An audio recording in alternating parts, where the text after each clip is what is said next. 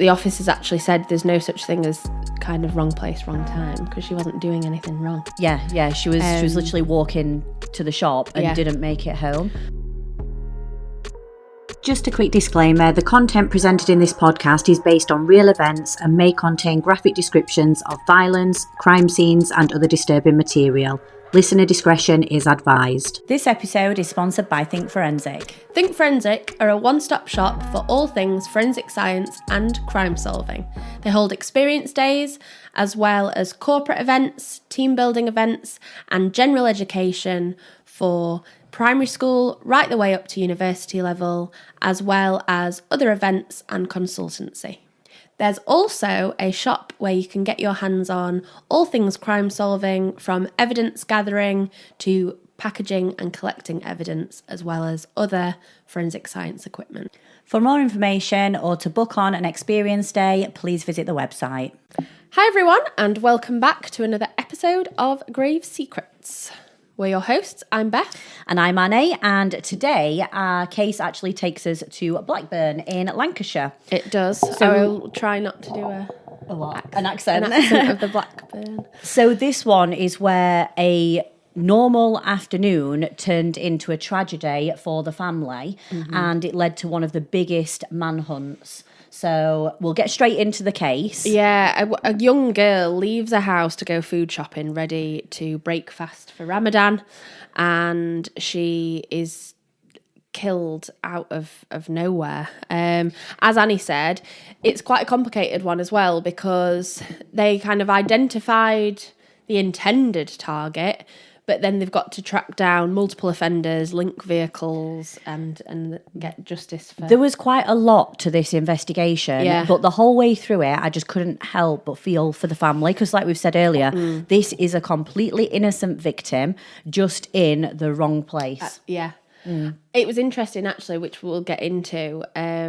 but the officers actually said there's no such thing as kind of wrong place, wrong time, because she wasn't doing anything wrong. Yeah, she was literally walking to the shop and didn't make it home. But as with a lot of cases we're going to start with a 999 call. So a 999 call comes in on a Sunday afternoon. This is the 17th of May 2020, and it actually comes in talking about a tyre company. So it's a company called Quickshine Tyres. The 999 call's quite frantic, and it says they've seen a car, they've seen a gun, and the car then went past, came back, and then shot. The caller at this point then actually states that they believe that they were the intended target and they were the one that was being shot at, but that a girl who was walking past has been caught. Yeah, and this is on King Street, where it looked like quite a busy really built up road, and bearing in mind this is in broad daylight as well. Yeah. This is not like a nighttime shooting. No, this is in broad daylight. There's people everywhere. There's people working outside the tyre shop. There's people driving past. There's people walking around the area. Like, to do something like this in broad daylight and put that many people at risk is insane. Sorry for anyone listening, that was a sneeze. A sneeze on there. Just and again, in that area, you would not ever assume that on a Sunday afternoon you might be at risk of getting shot. Yeah.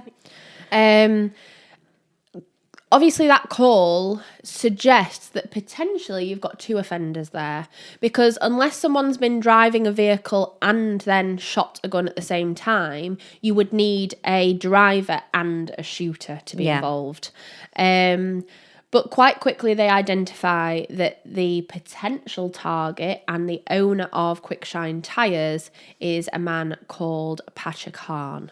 Yeah, and he is one of the first people to run over to the victim. Yeah. And he's the one that makes the 999 call immediately. Yeah. And he stayed with her and he tried to help her, didn't he, right to the end? And I do think, like, admitting that you are the likely target is brave, because then they're going to assume that you've got something to do with it. Do you know what I mean? Like, and even to know that someone was potentially trying to kill you must be and then you're really now frightening. Open as well at the side of the road to them coming past again. Feeling guilty because there is another victim. But here, the police, first thing they do was assign a family liaison officer to find out who the victim is.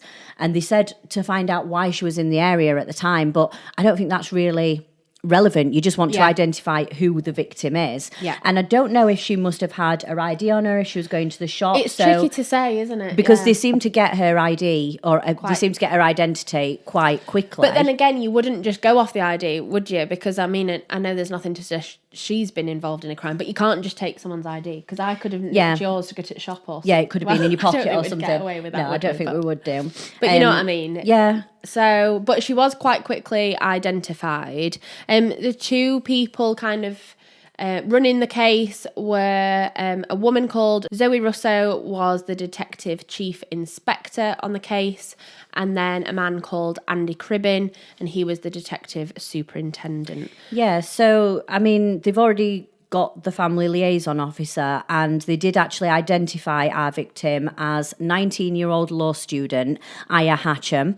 So the family had moved here 10 years previous from Lebanon, and they thought they were moving to a safe area, which is so sad. And we saw interviews, didn't we, with her mom and with her brother. Yeah. And they were actually, they were absolutely awful, because the mom was saying, on that morning, she shouted at her and said, can you go to the shops? Can you go and, run some errands for me? And she said, yeah, no problem. And the last time my mum saw her, she was sat at the bottom of the stairs, putting her shoes on, just nipping out to the shop. Yeah. And I think it was the Lidl that was just across the road, wasn't it? It wasn't even far away.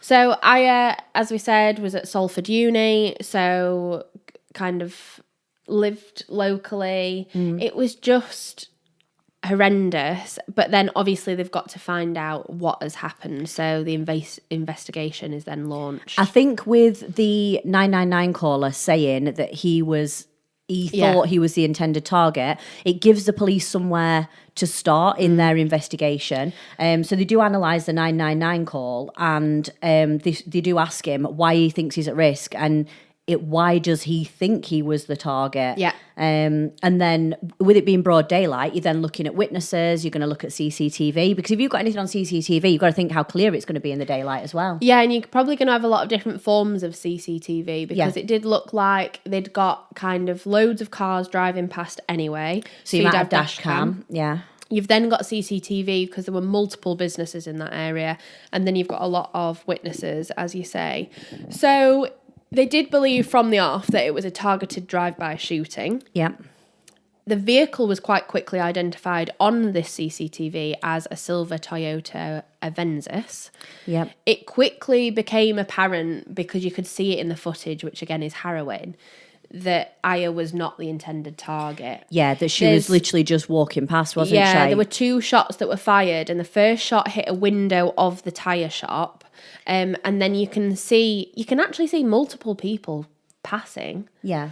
But it's Aya that's walking in front of the tyre shop along the pavement, and then the Toyota is parallel with Aya. She's literally It was very close to her. It was so close. But like in this case, the police do soon realise that not only is it caught on CCTV, but from multiple different angles as well, because all the businesses around there had CCTV. Yeah. So, that means the car's identified quickly. They're not messing around getting the registration plate. You can they also can get that then straight away. verify that Patcher, when he was on the call, you can see him kind of make the phone call in the first place and then go straight over to Aya. Yeah. So that verifies what he is saying on the phone as well. But again, a real kind of breakthrough is that they can then at that point confirm that there are two offenders. Yeah. Because it's actually the window in the back of the vehicle that's wound down. Yeah. And the chute is actually in the back of the vehicle, which does then mean it has to be two. Obviously someone else is driving. The car, the Toyota Avensis, then can be tracked by CCTV as well, because they can do like the ANPR, they can look at dash cam footage, they can look at CCTV. And in this case, it only took the CCTV footage to sort of track the car from their cameras outside the the tyre place. So they did eventually find it abandoned on Wellington Road. So Wellington Road wasn't far away from the main road, but it was sort of like tucked away a little bit, wasn't it? Behind a row of houses. Yeah, so obviously you've got like a lot of different properties and you've got a lot of different businesses in a built-up area. But then usually just a couple of roads from that, in the UK, you've got like rows of terraced housing. It looked like terraced, didn't it? Yeah, and that's what this was. So terraced housing, and then there was almost a bit of an area that opened up. It had a bit of woodland on the back of it, or like a bit of green space on the back of it. But it basically looked like a car park for residents.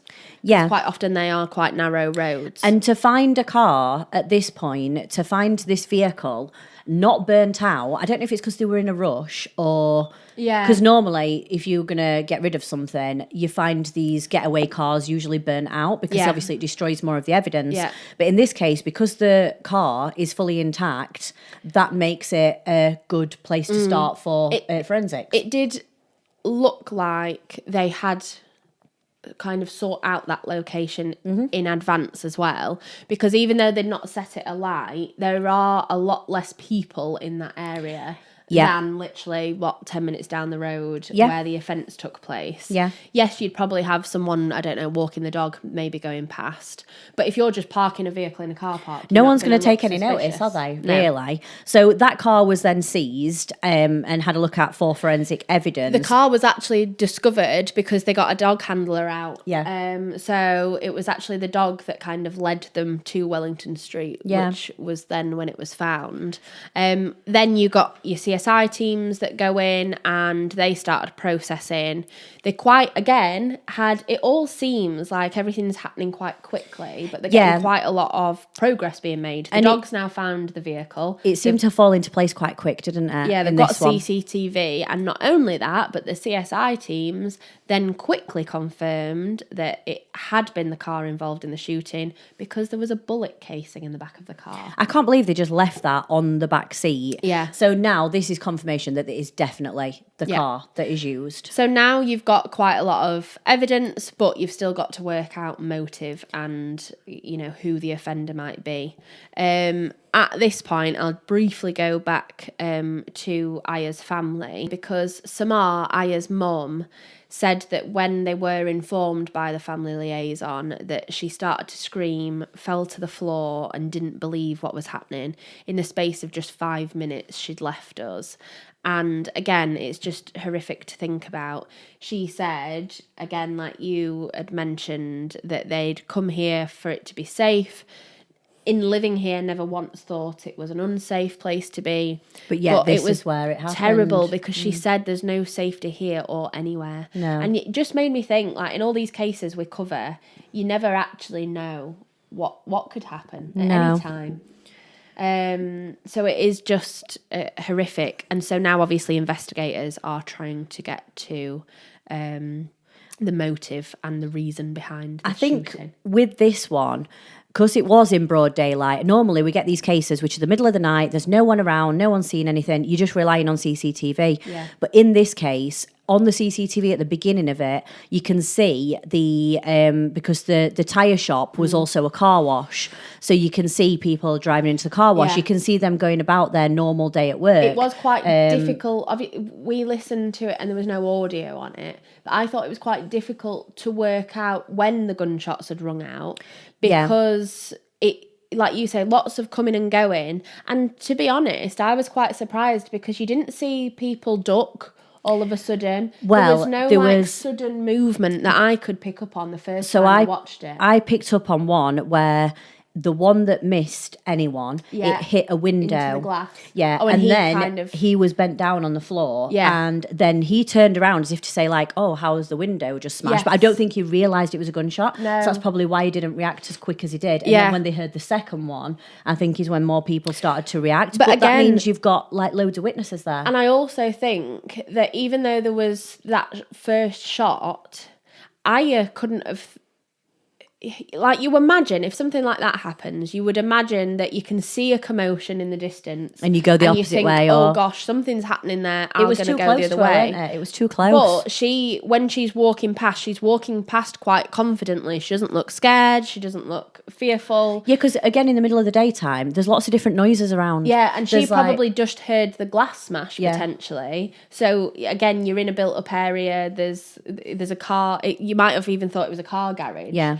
So she might not have known that anything had happened. So the police quickly learn that next door to Quickshine, there is another tyre shop. So obviously they spoke to the owner of Quickshine straight away because he thought he was the intended target. But they do find out that there is a feud between the two businesses. So Quickshine used to be just a car wash, and then there was a tyre shop next door, which was RI Tyres. And then Quickshine started selling tyres as well.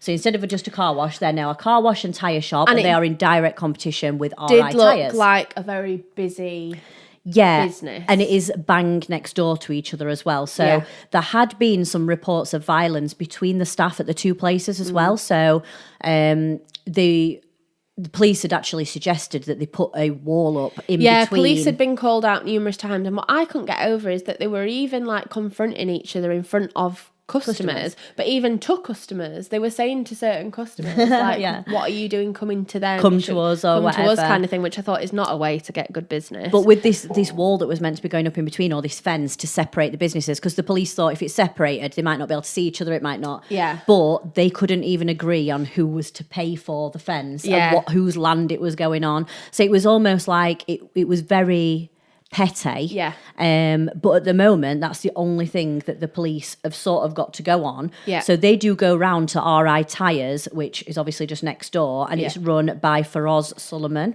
So they do go and talk to him, don't they? Now, you can come for me in the comments if you want, and I have just been watching clips of Louis Theroux's Manosphere. But I do think when you get quite a lot of males in one area, male-dominated, even when it is something petty, it just escalates quite quickly because there's a lot of egos, there's a lot of stating that dominance, and again, protection over the business. They want their business to be the best, and property. So I do think, even though it kind of shouldn't have escalated to that point, and don't get me wrong, the police didn't suggest for a minute that it would escalate to something like a shooting, but I can see how, like, groups of men maybe wouldn't let it lie. And they wouldn't come to kind of an amicable conclusion. But I think that when the police went round to talk to Feroz Suleiman, they said to him, you know, where were you when it happened? What did you see? Sort of asking like him about what he saw from his perspective. Yeah. And then they say, have you got CCTV? He said, yeah, I've got CCTV all over here. So they then uses his own CCTV cameras to analyse his movements. And again, so they're following him on his own CCTV cameras, like before, during and after, to like look at how he reacts to certain things. And I do think this was quite a clever move. Obviously, it was necessary anyway. Yeah. But quite clever because, and this is a bit of a spoiler, but they then do see Suleiman not necessarily acting suspiciously upon first glance. He's on the forecourt of his business.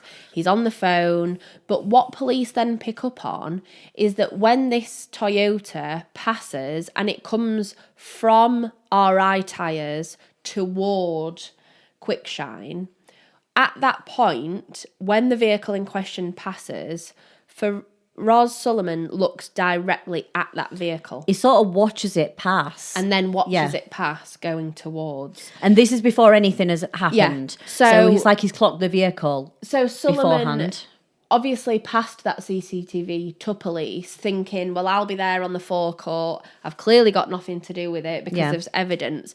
But actually, without really realising... He's incriminating himself. Made himself look suspicious because it was as if he had a knowledge of this vehicle before it was involved in any attack. After this had happened, you can see people running to help. Yes. Like, he almost like stepped back and watched from a distance. Yeah, so it's almost as if he knows the vehicle's about to approach, and then he is seen moving towards it, but he only kind of ever goes to the edge of his forecourt, but doesn't get directly involved. Now, again, we can't say that makes him suspicious. No, because there's already people helping if there's her. already multiple people there, you'll be able to see that people are on their phones. They'll be on the phone to 999. You might just think, and I do think there's sometimes too many cooks. Do you know what I mean? Yeah.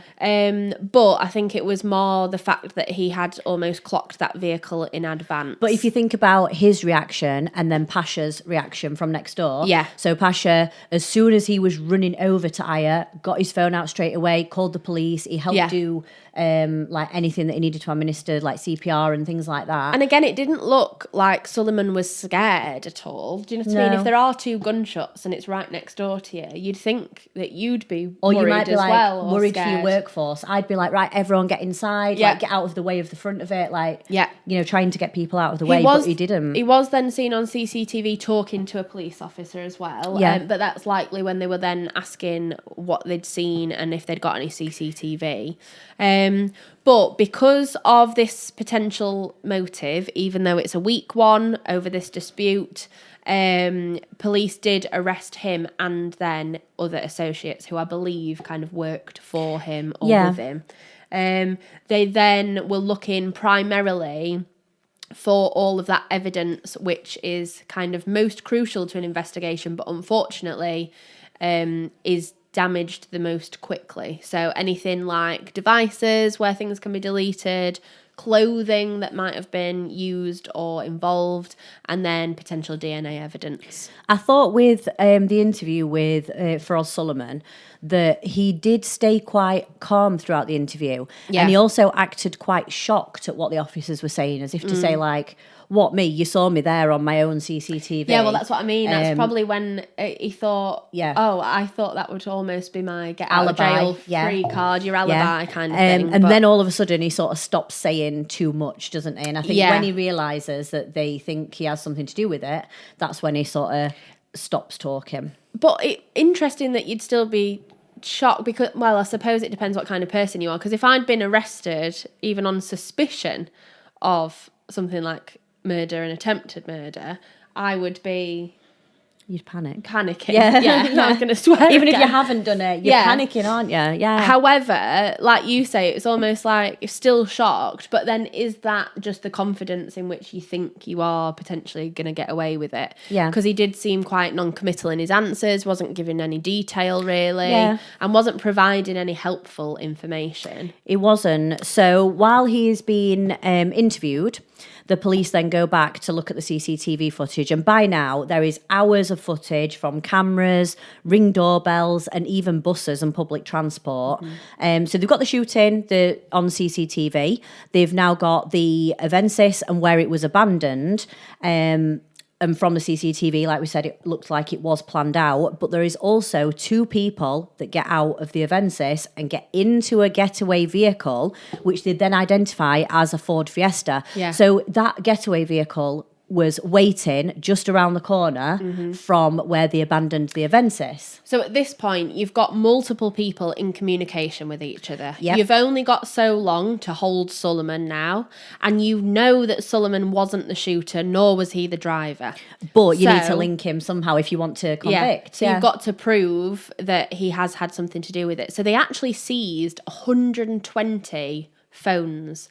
That's crazy, devices isn't it? From people. 120. Because now you've potentially, well, it looks like you've got maybe 5 people involved. Yeah. Because you've got Suleiman, who they've already arrested. You've then got your unknown shooter and your driver. And you've then got 2 more people in a separate vehicle that has been then used for getaway. But don't you think them getting into a separate vehicle, they now think they're in the safe? Yeah. Because that original vehicle that they used, no one knows, well, they think no one knows that they've swapped over. And so they drive off, don't they? But because the police have seen this on CCTV, now, instead of tracking the Avensis, they're just tracking the Ford on the CCTV and ANPR, so they can track that as well. And again, it's really hard because to prove involvement, you don't want to really just rely on one piece of evidence. Yeah. Well, you don't ever really want to rely on it. I mean, DNA evidence is probably the one that you can... is most irrefutable. And then CCTV is good because it places someone there at that exact time, at that exact moment. But just relying on this one form is really hard. So when they're trying to place Solomon, as having any involvement, you're going to want as much evidence as possible. But like Annie said, this CCTV evidence keeps basically spiraling because you've had your initial area where the crime took place and where Aya was shot. You've then got a wider search location on Wellington Street where the vehicle was then dumped. But you've then got to follow the Ford Fiesta into whatever area that kind of goes into. And that vehicle was then seen moving away from the city centre. And this Ford Fiesta was a blue vehicle.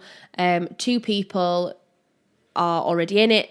The 2 offenders then also get in it, and they're all then seen heading from Blackburn to Bolton. The thing is, though, with this Ford Fiesta now, the police can, because they think this is a safe day, they can have a look and see who the car's registered to. Yeah, and I did think this was foolish. So these people who had been the second sort of getaway car, it was their car. Yeah. So it was Judith Chapman and Uthman Satya who were in the car, so a male and a female. These were the owners of the Ford Fiesta, and they were seen driving the car before the offence and after the offence. So it was literally their everyday car. Thankfully for the investigation, though, and again, I just... this is really foolish. But Judith Chapman had actually rung 999 earlier that day to report the vehicle missing.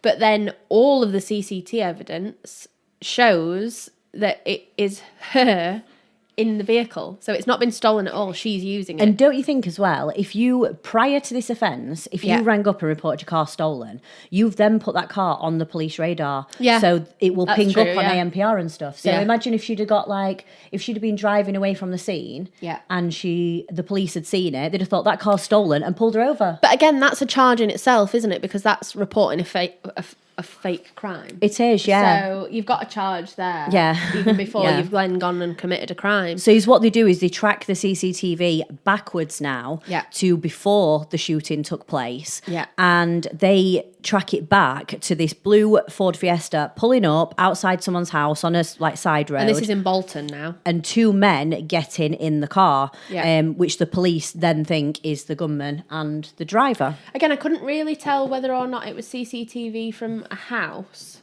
But it was really clear. I thought it was from a house because it looked like you could see... It was kind of down onto the pavement. And it was weird how she stopped the car right under the CCTV. It was proper in the middle of the view, weren't thinking it through at all, were they? But while the investigation is going on, if we go back to Aya, Aya's family actually fly her body back to Lebanon to be buried. Yeah. And there was some footage of the funeral, wasn't there, that I saw? Yeah, and what really struck me was the size of the procession. So usually you obviously have people carrying the coffin, but there was a sea, and I'm not exaggerating, there was a sea of people carrying her coffin and being part of that procession.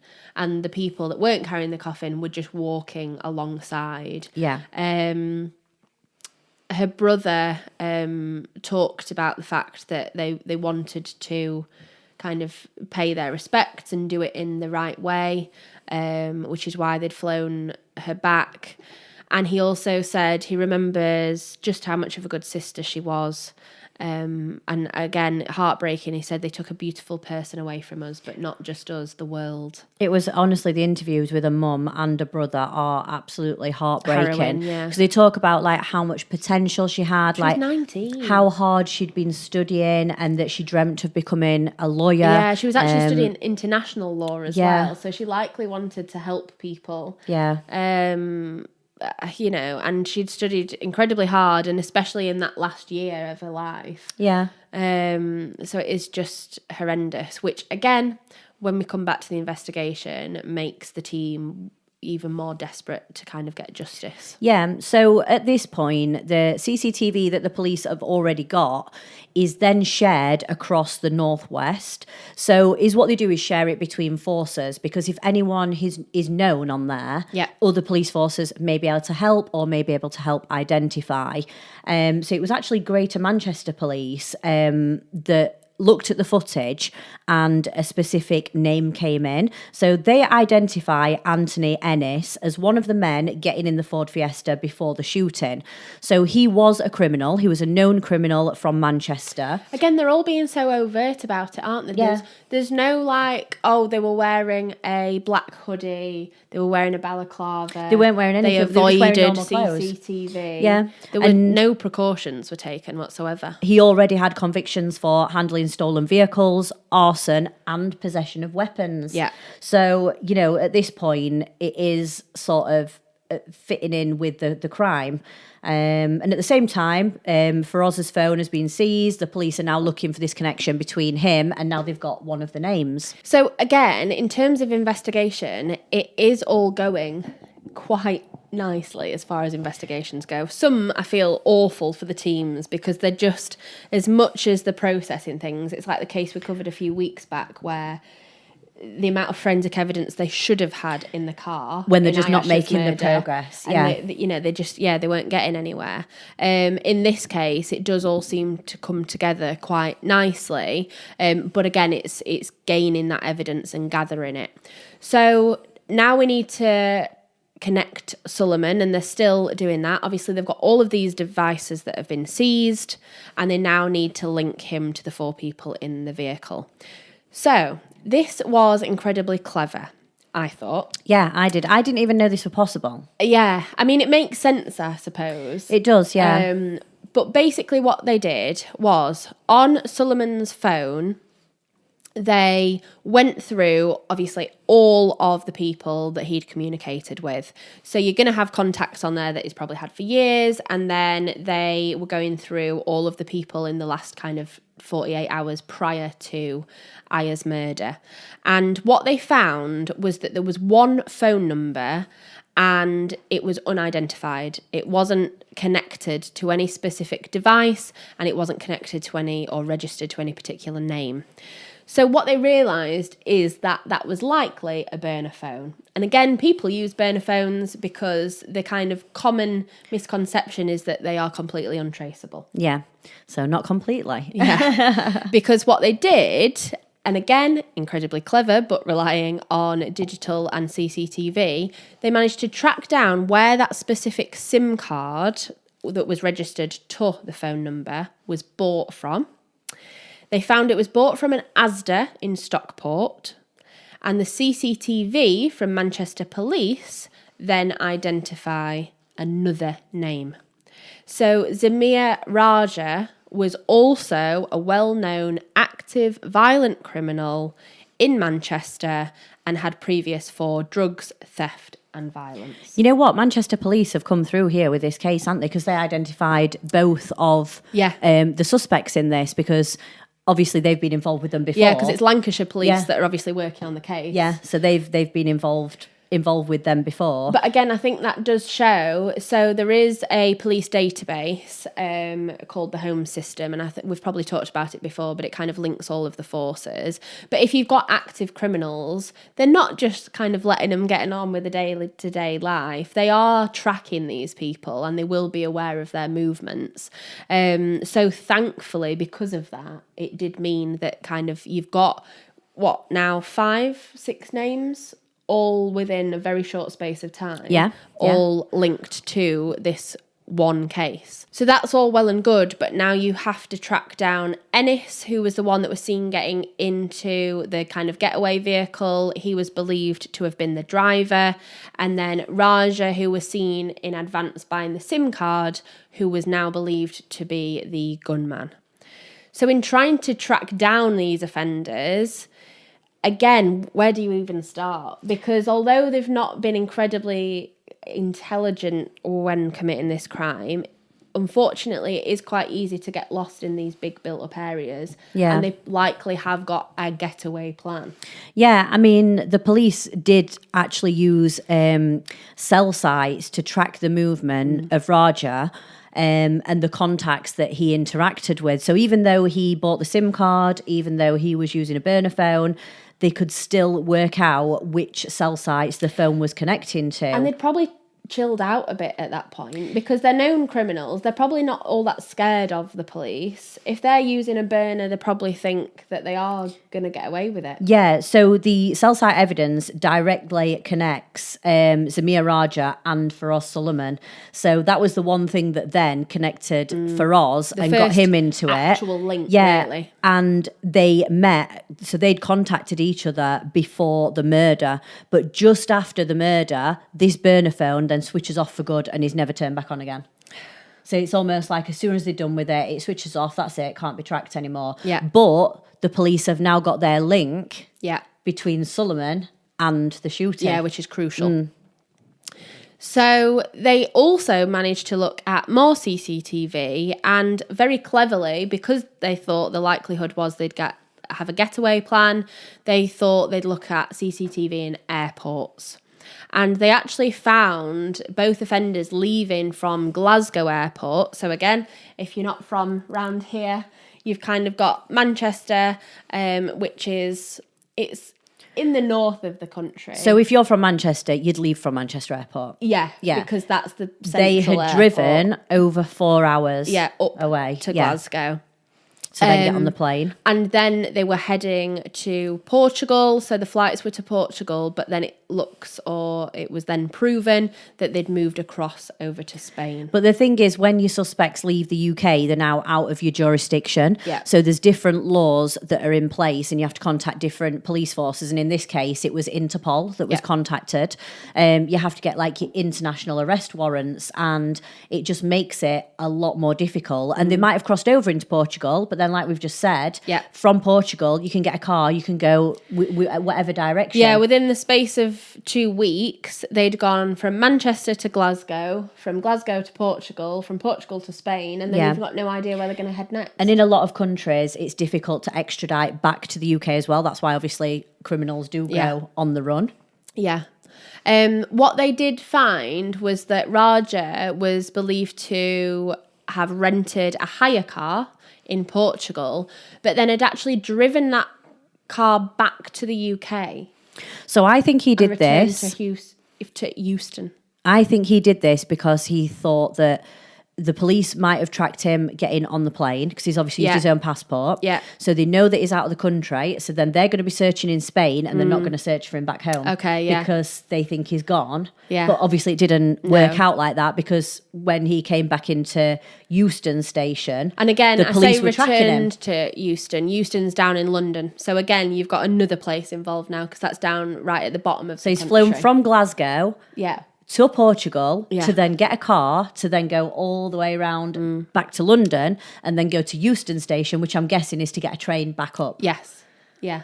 It's very, very long-winded, isn't it? But the police were tracking these movements. I was going to say, thankfully the police managed to keep in line with these movements, and they decided to arrest him at Euston station because obviously built up area, again, lots of CCTV so you can keep track, and hopefully he's less likely to kind of cause a commotion. But in this case, you've got one of them, but you've got to remember Ennis is still in Spain. Yeah. In some of when the police were talking about it, who were working the case, they did say the Spanish police were really helpful. Yeah, they did, yeah. And when they had put out the arrest warrant, I think it was something like within 24 hours, the Spanish police had actually got Ennis in custody in Spain. So then you just need to transport him back over here. So it was the 6th of June that Raja was then arrested for murder and attempted murder. And right as he's being put in the back of the police vehicle, he asks if he can borrow a phone and make a call. You just think like... They're just like, no, get in, aren't they? Like 2 seconds prior, you were being arrested for murder. Yeah. And you think that you can make a phone call. Like, I reckon he was trying to ring a lawyer. Well, either a lawyer or one of his mates and not to waited sort until it out. Yeah. Or is he ringing to say something that will then alert Ennis to not come back? Potentially, yeah. Yeah.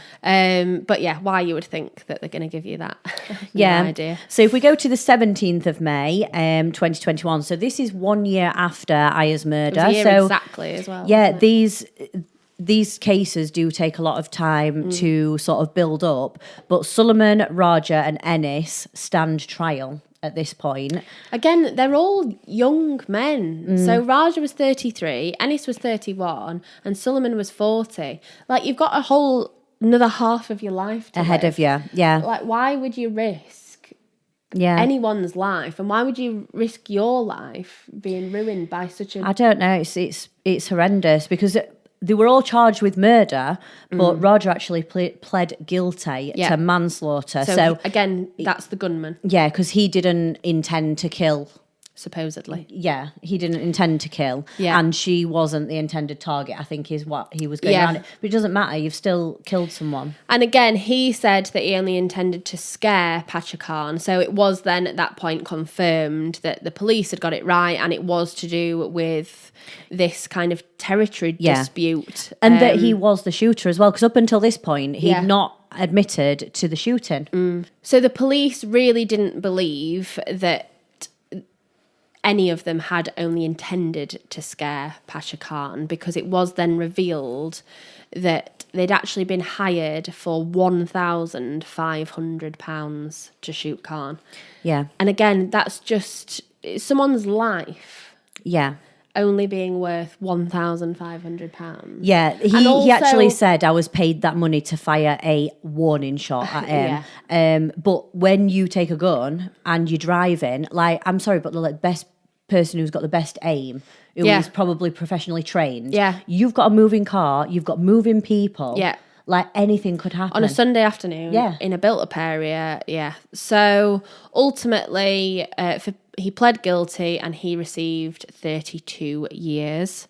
Suleiman was believed to have been the instigator all along. He continued to deny all involvement, but was found guilty on both charges and again received, this time, 34 years. Yep.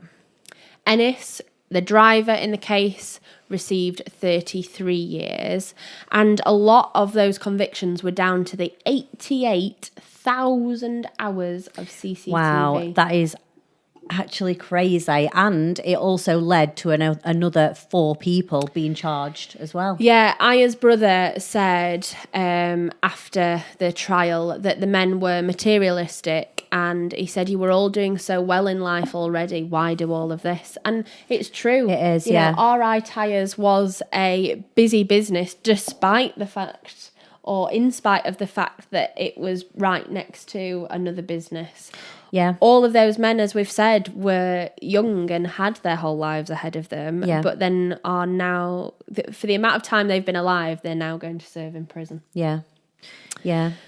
Aya's mother attended every day of the trial, and again, I thought this was heartbreaking, because obviously her daughter was studying law, so her mum probably had quite a good awareness of the amount of people that it takes to put a case together. Yeah. And her mum said that she didn't cry or scream as she felt like she wanted to do, but it was out of respect for the court, the judge and the barristers. That was so sad when she said that. Yeah. And I mean, in this case, we just said a further 4 men were found guilty. Well, a further 4 people. But one of the other people that was found guilty was Judy Chapman. You know, we said was driving the blue Ford Fiesta, so the second getaway car. She was found guilty of manslaughter and sentenced to 15 years, even though she'd not been near that scene. Because of her involvement in it, she still got manslaughter and 15 years. Yeah. But quite rightly so. Oh, yeah. So further people that were convicted, there was an offender with the surname Satya, who was 28 years. Apparently he had sourced the car and bought it to be used in the shooting. And then there was another offender with the surname Satya, also received 28 years, involved in the getaway. You've then got Manzoor, who was 27. he was involved in the vehicle. Again, it was believed that one of them had jump-started the vehicle. Yeah, that's crazy though, 27 years. Yeah. And he was the one that jump-started it. But if he knew that it was going to be involved in a murder, it's then an accessory to murder, aren't you? Yeah. And then Hussein received 32 years because, again, he had arranged the shooting. So Louis Jr. Ottaway of Manchester was later sentenced to a minimum of 32 years after being convicted of Aya's murder and the attempted murder of Pacha Khan. These were all later. So you've got Suleiman, the gunman and the shooter that were all tried a year after the case, and then all of these offences came in kind of somewhere afterwards. So those 5 that I've just read, I think, were quite quickly after the initial trial. Yeah. And then Louis Ottaway and another woman called Callie Bainbridge were charged afterwards. She'd actually admitted, and again, it's like some things were really well thought out and others not, because she admitted to having taken the men's phones out of the area so that it looked like they were in a different location to give them an alibi. Right, and she was then found guilty and so it was a lot of premeditated, placed in prison for 23 months. So it's just senseless. Again, it's another case where Aya had absolutely nothing to do with it. Obviously, no victim deserves to be killed. But as we said at the beginning, she was literally on her way out to get shopping for her mum on a Sunday morning, and all of their lives are now shattered, her family's life. Her brother, as we've already mentioned, Ibrahim, he did say that he got a sense of relief after the sentence. Yeah, because they are good, long sentences. Yeah. And for them to convict another however many people after the original 3, I think it is really good. Yeah. I think the judge just weren't messing around in this one. No, and again, so Aya's mum said she really was an angel. She took care of me, which is proven by going and getting the shopping that morning. Yeah. Her dad, her brothers and her sister. She stood by me and supported me. There is no life. I'm not living. I'm not alive anymore. I am a body without a soul. It's hard to see other young ladies her age who might get married. They're working and starting their own lives, but she's not here. That was so sad when she said, I'm like a body without a soul. I know, it's horrific, because I don't know how people do it. I don't know how people continue. And I think until you're in that situation and you go through it, you wouldn't know how to deal with it. I mean, I guess they've got quite a strong family unit, but yeah, it's just, it doesn't even bear thinking about, does it? No. So thank you for listening. Again, we wanted to raise awareness of Aya's case. Hopefully that has been another one that you found informative. Again, we're really trying to keep the kind of timelines as clear as possible. As tight as possible as well, not trying to drag on for too long or going backwards and forwards. Yeah. So yeah, if you've got any feedback, let us know. But what we'd really like is you to just download some episodes. And give us a 5-star review. Like, you don't even have to type anything. If you just go on to like Spotify, you can just put in the review, just click the amount of stars you want to give us. And the same with Apple Podcasts as well, because that also really helps us get recommended to other people. Yeah. So if you do like the episodes, just take 2 minutes out of your day to leave us hopefully a 5-star review. Please, yeah. Please. And pretty soon we might have an update for you. Things might be changing. They might be. You might have already seen that we've done a soft launch of some branding changes. I did mention it the other week. But if you've not, check them out. And we'll see you next week. Take care. Bye.